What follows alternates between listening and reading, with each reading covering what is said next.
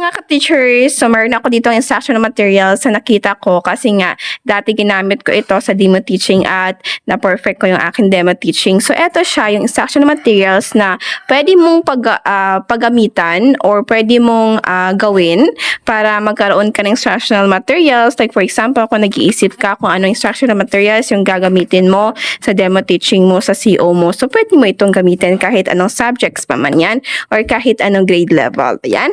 So, napakasimple lang naman, everyone. As what you can see, ganito siya kaganda. O, ayan. So, itatry natin. Ayan, diba? Ito yung objectives.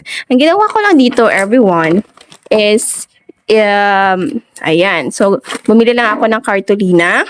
And, binili ko din ito, yung pang circle, na pwede kasi yung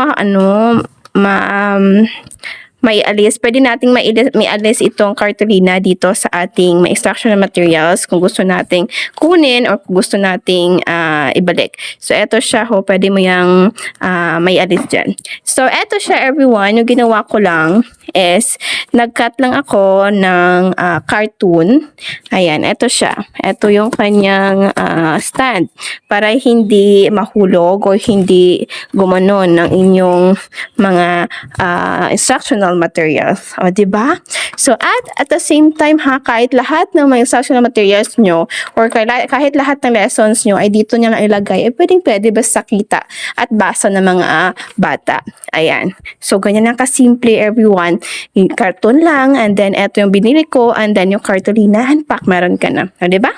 So, kung nakatulong sa yung video na ito, feel free to subscribe and mag-comment sa ating comment section kung ano pa yung gusto nyong i-video ko patungkol sa mga teaching strategies. So that's all for today, everyone. Goodbye and God bless.